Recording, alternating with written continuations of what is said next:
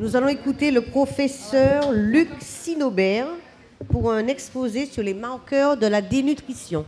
Bonsoir, mesdames, messieurs, chers collègues, madame la présidente, madame la modératrice. Je pense que ce n'est pas de gaspiller mon temps, parce que la modératrice fait très bien son travail, que d'exprimer tout mon plaisir d'être ici parmi vous aujourd'hui et remercier chaleureusement le docteur Jacqueline Bangoud. C'est cette invitation qui me fait très plaisir.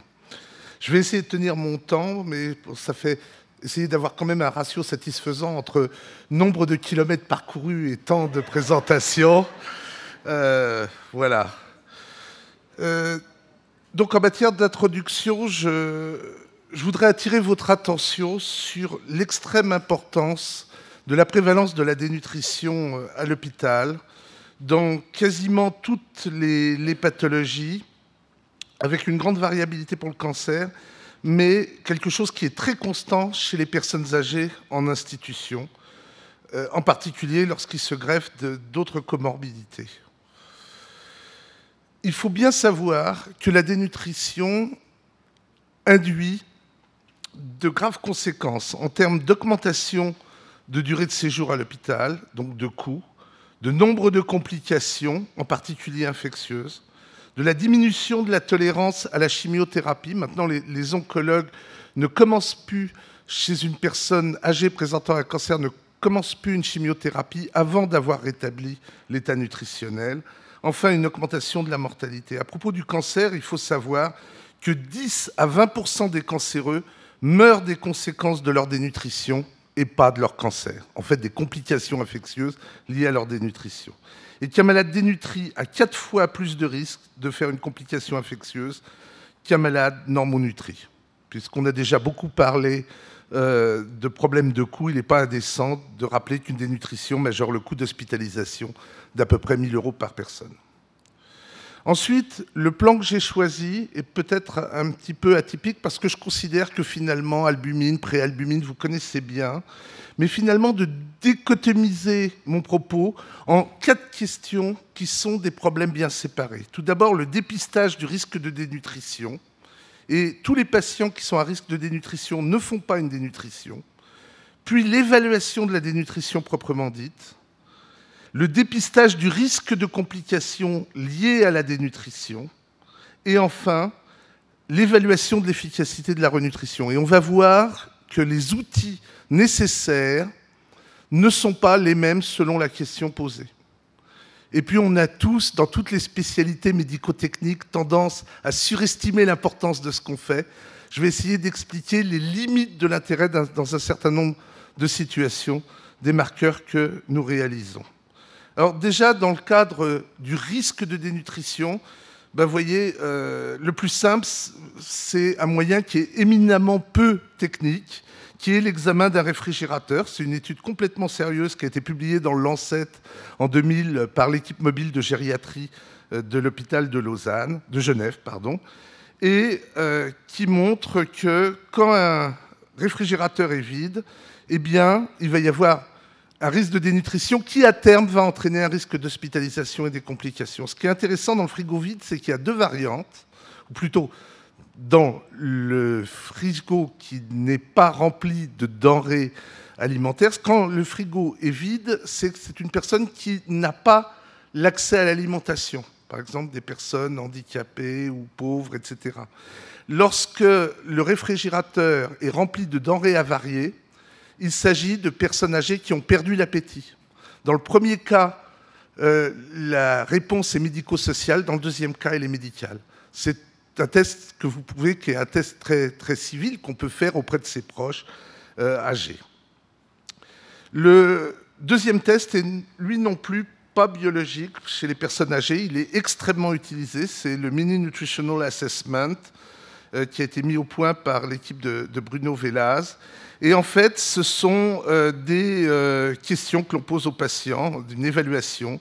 Est-ce que le patient a-t-il moins mangé ces 3 derniers mois, la perte récente de poids, la motricité, l'existence d'une maladie aiguë, l'indice de masse corporelle, ou la circonférence du mollet si on ne peut pas avoir le poids. Et puis, il y a des points attribués. Et finalement, lorsqu'on a moins de 8 points, on est dans un état de dénutrition avérée, alors que là, on est simplement dans un risque de dénutrition. Vous voyez, tout à l'heure, je dichotomisais les questions, mais les index, eux, ne le font pas forcément. Alors, ceux qui sont intéressés, j'ai amené plusieurs exemplaires de ce formulaire où il y a tous les détails, donc n'hésitez pas à me le demander à la pause. Évaluation de la dénutrition. Donc là, elle est existante. On retrouve différents critères qui ne sont pas biologiques, les critères cliniques qui ne valent pas grand-chose, l'indice de masse corporelle, donc le poids sur la taille au carré, c'est souvent assez précis, c'est très peu sensible, c'est pour ça que c'est bien pour l'évaluation de la dénutrition, mais pas pour l'efficacité de la renutrition. À noter en particulier chez l'enfant que là, le gold standard, c'est simplement la taille, puisque dès qu'il y a dénutrition, un enfant va voir sa croissance se ralentir, voire s'arrêter. Des critères anthropométriques comme le pli cutané tricipital, l'impédance-métrie fait passer un courant qui va plus ou moins résister au passage des différents tissus. Et ce qui devrait être la méthode de référence et qu'on trouve dans tous les CHU, c'est l'ADEXA, qu'on appelle également ostéodensitomètre. Et donc, si les radiologues sont partageurs, c'est vraiment ce qu'il y a de mieux. En région parisienne, c'est utilisé par exemple à l'hôpital Émile Roux pour le diagnostic de la dénutrition. On peut aussi utiliser d'autres techniques plus compliquées. Alors, on peut envisager l'utilisation comme marqueur de dénutrition d'un certain nombre de protéines, on va voir lesquelles, qu'on appelle protéines marqueurs de l'état nutritionnel, basées sur le fait que ces protéines, l'albumine, la transthyrétine, alors la transthyrétine, c'est le nom recommandé maintenant par les comités experts. En fait, tous plus ou moins, on continue à l'appeler sous le bon vieux nom de préalbumine. Et en fait, on a considéré que c'était un terme confondant, puisque préalbumine réfère au fait à une mobilité électrophorétique. Et donc, la rétinol binding protein également ont en commun d'être exclusivement synthétisées par le foie et que la vitesse de renouvellement des protéines synthétisées par le foie est 10 à 20 fois plus rapide qu'au niveau musculaire. Et ainsi, la vitesse de synthèse de ces protéines est extrêmement dépendante de l'afflux en acides aminés au niveau du foie, que ce soit endogène ou par l'alimentation. Un point important, et vous le savez bien, c'est le temps de demi-vie de ces protéines. Vous voyez qu'il est long pour l'albumine, il est très court pour la RBP, très court également pour la transthyrétine. Donc plus un temps de demi-vie sera court, plus cette protéine pourra être utilisée intelligemment pour évaluer une renutrition. Bien comprendre que si les variations de ces protéines sont sensibles, elles ne sont pas spécifiques. Comme vous le savez bien, la carence martiale augmente la concentration de transférine, alors que la dénutrition la diminue. Si les deux sont associés, on ne sait plus ce qu'on mesure. L'insuffisance rénale majeure considérablement la RBP, puisqu'elle est dégradée dans le rein. Puis plusieurs facteurs qui ne sont pas spécialement spécifiques. L'insuffisance hépatocellulaire, aucun intérêt à doser ces protéines en cas d'insuffisance hépatocellulaire. Et le syndrome inflammatoire, voilà des données un petit peu anciennes de Evingen-Blick, où on voit la fameuse image en miroir de la transférine qui diminue, de la transthyrétine et de la RBP, alors qu'à l'opposé, à l'époque, la CRP n'existait pas, ou on ne l'avait pas découvert, une augmentation de l'alpha-1-glycoprotéine acide et de l'alpha-1-antitrypsine. C'est-à-dire que, en fait, le foie se réadapte en situation d'inflammation en diminuant sa synthèse de protéines marqueurs de l'état nutritionnel pour utiliser les acides aminés dont il dispose pour la synthèse des marqueurs de l'inflammation. En pratique, ça veut dire que vous ne devez pas faire de marqueurs protéiques nutritionnels sans un dosage de CRP pour l'interprétation. Alors voilà un cas clinique un petit peu théorique que j'ai concocté, qui a été validé par Agathe Reynaud-Simon, qui est PUPH en gériatrie à l'hôpital Bichat. Donc c'est une dame qui vit à domicile, elle a perdu son conjoint il y a 3 mois, et évidemment son médecin la trouve dépressive. L'indice de masse corporelle est plutôt basse, et le fait de perdre son conjoint à un âge avancé et d'avoir une dépression est un signe d'alerte, ce que je disais, un risque de dénutrition. et à l'évidence, en fonction de ce que je vous ai montré tout à l'heure, elle ne mange pas. Ce médecin, qui a été plutôt bien formé, prescrit un dosage d'albumine qui trouve à 31 grammes, ce qui correspond à un risque de morbidité par rapport aux valeurs usuelles chez les sujets âgés. 10 jours plus tard, la patiente se plaint d'asthénie. Une escarre superficielle est notée au talon. Il prescrit, vous voyez que le BMI, lui, n'a pas bougé, il prescrit une albuminémie. Il trouve pratiquement la même valeur pour une raison simple, c'est que le temps de demi-vie est beaucoup plus long que les 10 jours qui s'est écoulé. Et donc, l'albumine a peu varié, c'est donc un examen inutile. Ce médecin qui sait des choses quand même, ce généraliste, prescrit un complément alimentaire apportant 500 kilocalories et 5 grammes d'azote par jour. Vous savez, des produits comme Clinutren ou Fortimel, etc. Et évidemment, après 10 jours, il veut vérifier l'efficacité de la renutrition. Là, je fais la transition avec un point qu'on va voir après. Et donc, il prescrit la transthyrétine dont le temps est court. Et il trouve 160 mg, ce qui est une valeur subnormale. Mais comme il n'a pas la valeur d'avant de transthyrétine, il ne peut pas savoir s'il a été efficace ou pas efficace. Donc, finalement, cette transthyrétine est inutile. Et que c'est pour cela que pour évaluer l'état de dénutrition, je préconise d'utiliser la transthyrétine et non pas l'albumine, parce que cette transthyrétine, qui peut le plus, peut le moins, établira l'état de dénutrition et sera réutilisable après pour vérifier l'efficacité de la manipulation nutritionnelle. Je voudrais que vous oubliez de façon définitive la transférine, parce que son temps de demi-vie est trop court pour apprécier une dénutrition chronique, trop long pour évaluer l'efficacité d'une renutrition, et comme je l'ai dit, se pose le problème d'une carence martiale associée. La rétinol binding protein, elle est remarquablement corrélée à la transthyrétine. Simplement, le coût du dosage est plus élevé. La disponibilité en termes d'équipement est plus faible, puisqu'elle n'est pas dosable en immunologie en milieu liquide. La fenêtre d'interprétation est limitée, c'est-à-dire que le seuil des valeurs possibles en physiologie et en pathologie est très resserré, contrairement à la transthyrétine. Et je le redis, cette RBP est très dépendante de la fonction rénale. Donc, sauf vouloir explorer un problème du métabolisme de la vitamine A, on n'a pas à doser la RBP. On a vu comment évaluer la dénutrition. La dénutrition entraîne des complications. Fort heureusement, tous les sujets dénutris ne font pas de complications. On le voit bien en particulier dans la chirurgie digestive étendue. Tous les malades ayant une chirurgie digestive ne font pas de complications infectieuses.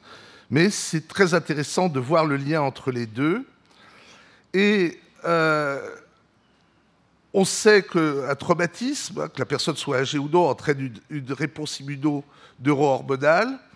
Et il se produit deux choses en parallèle. J'insiste bien sur ce parallèle. D'une part, une réorientation des synthèses hépatiques dont je vous ai parlé, des modifications de comportement et donc une diminution des protéines marqueurs de l'état nutritionnel. Et puis, une adaptation de signalisation cellulaire au niveau métabolique avec l'induction de facteurs de transcription comme NF-kappa B, des facteurs de dénaturation de molécules dont il a été question tout à l'heure, produits de dégradation avancée du glucose, donc un stress oxydant, des syndromes de défaillance multiorganique et une augmentation de la morbimortalité, le tout sous influence génétique.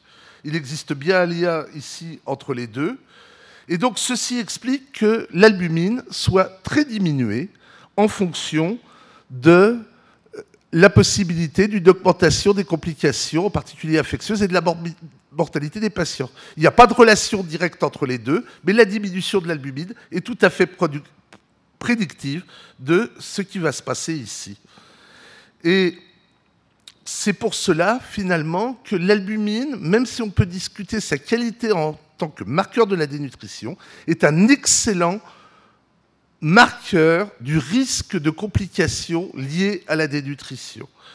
Et ceci est connu depuis l'étude des vétérans, où ces Américains ont associé la valeur de l'albumine à la variation de poids par rapport au poids usuel.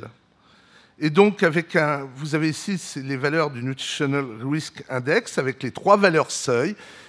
cet index a été dénaturé par la suite sans aucune raison. Il ne prédit pas la dénutrition, il prédit le risque de complications.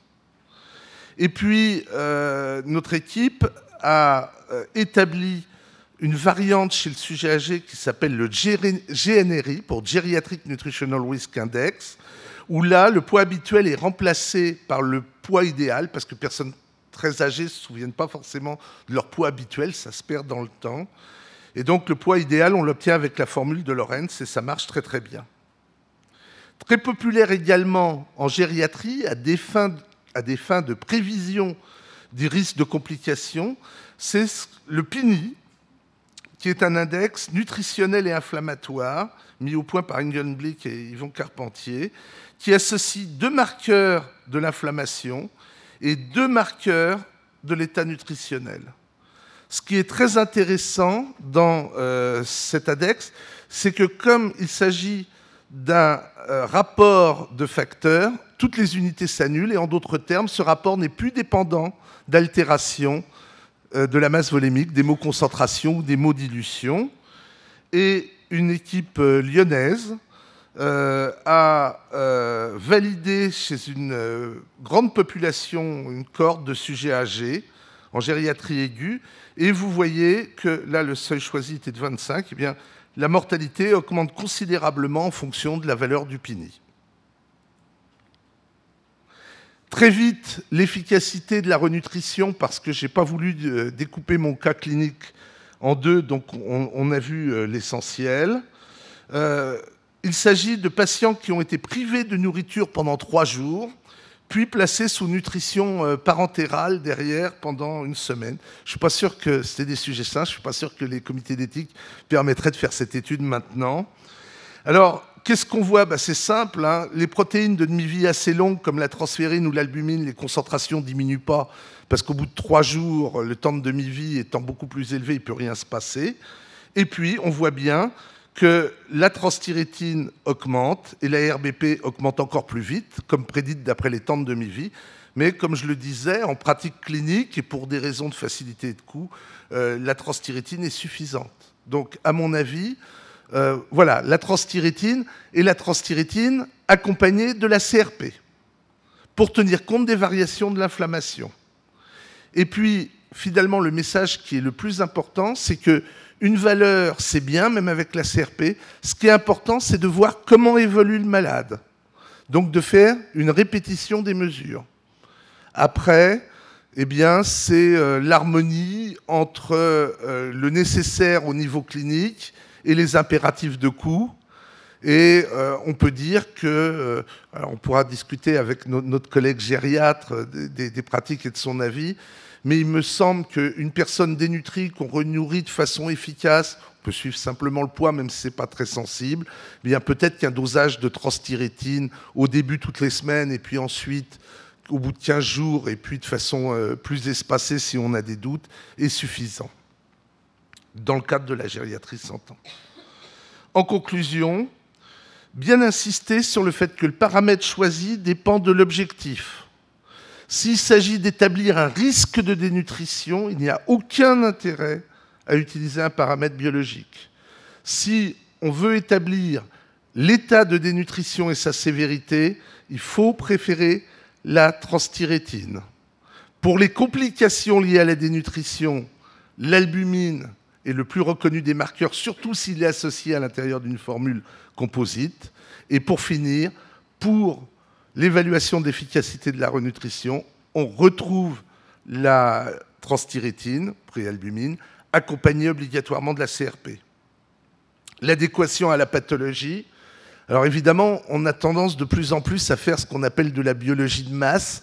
Je ne sais pas si les plateformes de haut débit ont atteint les Antilles. Quand ça arrivera, vous verrez, c'est un vrai tsunami et ça finira de toute façon par arriver.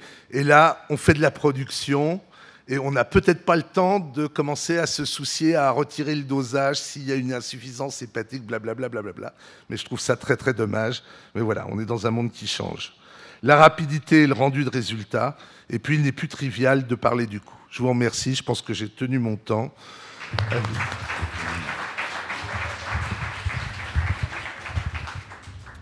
On remercie le professeur, hein, vraiment, on vous félicite d'avoir tenu votre temps.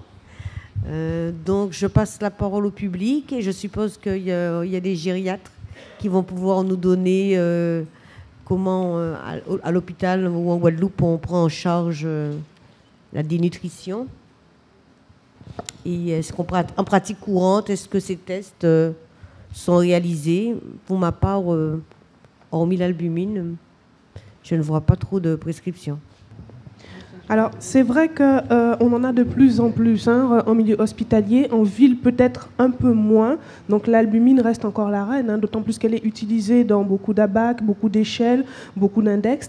Mais c'est vrai que de plus en plus, on utilise rapidement la préalbumine parce qu'on sait après qu'il y aura une renutrition et donc un suivi. Je pense que les choses commencent à évoluer et qu'on verra de plus en plus les préalbumines utilisées dans ce genre de bilan. Oui, et votre réflexion là me fait penser à quelque chose que je n'ai pas dit. Le problème actuellement, c'est que l'HAS recommande l'albumine et pas la transthyrétine, et ça, c'est sérieusement limitant. Une autre indication que je voudrais fournir, qui est peut-être important pour vous, dans mon hôpital à Cochin, pour le codage, on a un codage centralisé, et donc dans PMIC, pour coter les comorbidités, ils exploitent, les codeurs, en systématique les valeurs des protéines marqueurs de l'état nutritionnel, avec un enjeu qu'on chiffre pour un hôpital comme Cochin de l'ordre de 3 millions d'euros qui pourraient être récupérés si la comorbidité des nutritions est bien codée. Donc c'est vraiment pas neutre en termes économiques. Ajouter albumine, d'accord, mais bon, c'est vrai que la préalbumine est de plus en plus prescrite par le centre gérontologique et en milieu hospitalier, on la voit apparaître. Moi, ce qui me choque le plus, c'est la fréquence de prescription de l'albumine. À quoi ça sert de la faire tous les jours? Ah ben c'est une hérésie. Voilà. C'est complètement d'accord. C'est ce qui me choque. Voilà. Bon, donc on a pris des décisions un peu draconiennes de coder, de paramétrer les systèmes informatiques pour freiner cette fréquence de prescription. Mais en plus, quand on sait qu'elle ne sert à rien, bon, c'est encore plus choquant. Je voulais poser une question sur le PINI, parce que bon, ça se fait dans le cas de patients hospitalisés en dénutrition de façon importante. Ça se fait comme marqueur de la dénutrition, comme marqueur du vieillissement, je reviens dessus. Et j'aime beaucoup cette interprétation du risque vital quand c'est supérieur à 30. Ça veut dire quoi pour un biologiste de base? Ça veut dire quoi le risque vital supérieur à 30? Ça veut dire qu'il va mourir dans les 30 secondes, qu'il a des risques. Il faut faire quoi à part le renutrir? Je pense, c'est toujours le problème de la biologie prédictive et de dire oui, ben, on fait quoi une fois qu'on a prévu. D'abord, quand on parle de risque vital, c'est pas à quelques minutes, c'est un risque, on l'a vu aussi avec le test du frigo, c'est un risque qui est à 6 mois. Et donc, ça veut dire quoi en pratique? Ça veut dire que chez ces patients, chez qui on identifie un risque de morbimortalité, c'est une meilleure prise en charge nutritionnelle. Je crois que ça serait totalement contre-productif de dire il faut nourrir, donner des compléments nutritionnels à tous les malades hospitalisés en gériatrie. Un, il y en a plein, un certain nombre où c'est pas justifié. Deux, ça coûterait très cher. Donc dès lors qu'on identifie un malade à risque, on commence à s'occuper de lui de façon beaucoup plus pointue pour éviter ce qui va réellement coûter cher, c'est-à-dire les complications. Et c'est là où les clans, je pense que vous avez des comités de liaison alimentation-nutrition, doivent convaincre l'administration qu'en utilisant par exemple des compléments alimentaires ou une cuisine de meilleure qualité, ça coûte un peu d'argent, mais ça permet d'économiser beaucoup d'argent par la suite. Oui, une question justement sur le PINI, parce qu'en fait, dans ce PINI, l'idée est extrêmement séduisante d'avoir à la fois les données de l'inflammation et de la dénutrition, mais il faut quand même faire attention au poids relatif de la CRP, puisque dès qu'on a une inflammation ou une infection, on va avoir une CRP qui flambe, et le PINI sera pris en défaut. Qu'est-ce que vous pensez des approches de PINI un peu dissociées, c'est-à-dire au roseau sur préalbe ou qui éliminent le poids de la CRP dans certaines affections? Oui, merci aussi de cette question. C'est vrai qu'il y a un certain nombre d'études qui ont utilisé 2 protéines en les croisant, avec des résultats qui sont pratiquement aussi convaincants. Et le fait, j'en profite pour souligner, les valeurs que j'ai données sont celles qui ont été trouvées et adaptées en gériatrie. Mais par exemple, à l'autre extrémité des nutritions aiguës chez des patients brûlés, le seuil, il est plus de 30, mais il est à peu près de 380, justement à cause du poids de la CRP. Donc là, on reste dans des contextes qui sont des contextes, et tout à l'heure, il était évoqué la notion d'inflammation à bas bruit qui caractérise les personnes âgées. On reste dans des niveaux de valeur de CRP qui restent raisonnables. Dès qu'on passe dans les pathologies aiguës, les valeurs seuil du PINI deviennent complètement différentes.